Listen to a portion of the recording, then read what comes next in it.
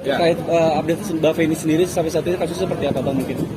Sudah kita laporin ya di beberapa wilayah, sudah kita laporin untuk beberapa pelanggaran. Tinggal sekarang ya bagaimana tindak lanjutnya aja lah. Tinggal menunggu panggilan. Pelapor sudah diperiksa, korban sudah diperiksa.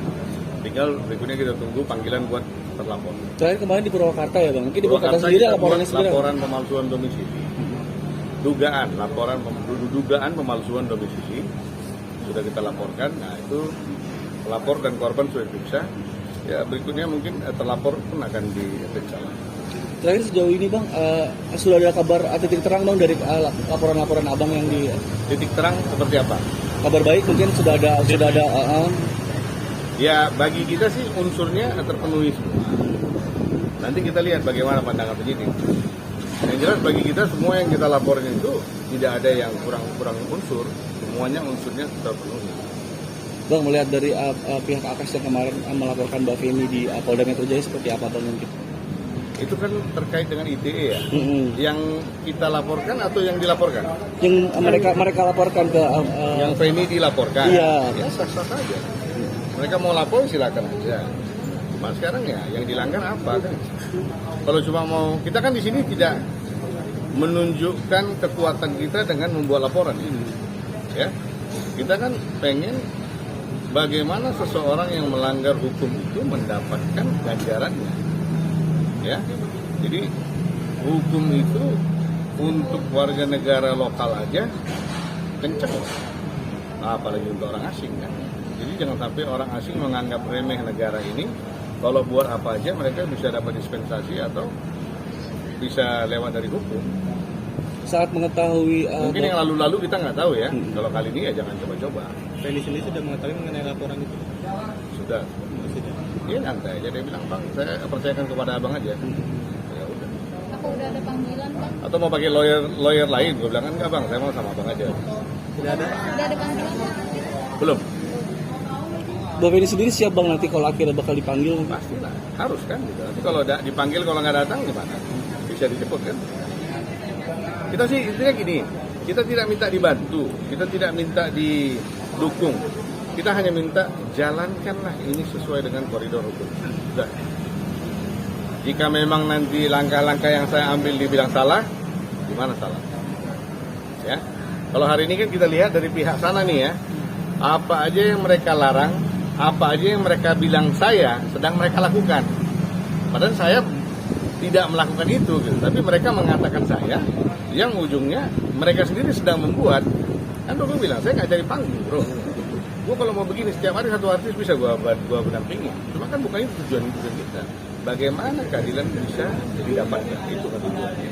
Dan sebagai pihak Mbak Feni sendiri sebenarnya kalau Akasnya sendiri untuk legowo meminta maaf dan berdamai, membuka pintu damai nggak sih Bang sebenarnya? Ya sekarang gini, makanya kan saya tanya lagi. Nah ini agak lebar nih kita bahas kan gini. Nanti kalau dibilang saya terlalu banyak bicara, saya tidak gubris. Karena yang namanya lawyer dengan dokter harus berbicara. Ya, orang yang malas berbicara tidak boleh mengambil dua profesi, dokter dan lawyer. Kita ini sekarang gue tanya, layakkah seorang lelaki yang sudah menikah? Jadi ini soal gini ya, saya banyak nangani kasus perceraian, ya terutama di kalangan artis ya. Tapi ini pertama kali saya menangani seseorang menggugat status mantan istrinya, di mana dia sudah menikah dengan wanita lain. Nah, ini pertama kali nih gue tangani. Nah, kalau andai kata sekarang dia bilang dia tidak menikah, berarti sedang apa dia dengan wanita baru itu? Ya, kalau memang dia bilang dia sudah menikah, lu udah menikah sama perempuan itu. Layakkah seorang lelaki yang sudah menikah mengajukan gugatan terhadap mantan istrinya? Ya, mau kalian bilang hukum negara, mau kalian bilang hukum agama, layakkah seorang lelaki yang sudah menikah dengan wanita lain mengajukan isbat terhadap mantan istrinya? Kalau dia bilang dia belum menikah dengan istrinya yang sekarang nih, yang ketiga ini, lalu sedang apa ini mereka ini berdua ini, apa ini namanya sekarang yang mereka lakukan? Dong. Kan banyak itu videonya, sudah menikah di sana, sudah menikah di sini. Lalu untuk apa? Ini sekarang mau berdamai sama ini apa? Untuk apa? Hanya untuk anak-anak. Terus mama apa? Mesin produksi. Hah? Kayak cetakan molen. Gulung, ambil pisangnya, dia buang. Apanya? Bungkusnya gitu. Jangan dong. Berarti tidak makan membuka pintu damai bisa dibilang. Bukan, kalau dibilang nggak akan buka pintu damai, gue lebih kejam daripada Hitler nanti kan gitu. Dan saya bukan bapak atau abangnya Feni, saya lawyernya. Hari ini dia bilang bang damai, hari ini dia bilang stop, ya gue stop. Cuma dia bilang apa? Makanya kemarin pada saat diliput di sana kan saya bilang apa?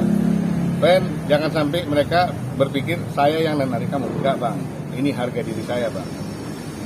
Itu udah apa? Berarti memang sampai saat ini Mbak Feni sendiri ya Bang yang belum mau untuk berdamai. Ya, sekarang gini. Ini anak kan anak daerah ya. Dia kan pendirian prinsipnya pasti lebih keras daripada orang-orang yang ada di ibu kota. Jadi saya rasa mungkin dia ya seterluka apa dia. Anak ini kan, Feni ini kan sebenarnya gini. Dia secara komunikasi kurang begitu baik untuk menyampaikan sesuatu. Jadi tapi ya dari reaksinya kita bisa lihat terpukul sekali dia. Apalagi kemarin dengan video-video yang mana semua kan. Itulah intinya. Jadi gue bilang bro, jangan bawa 6 bro.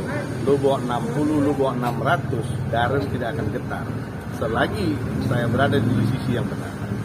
Ya, nama saya Darren, catat bilang. Sedikit kali itu 6. Ya. Oke, itu aja. Bang, terima kasih banyak Bang. Yo.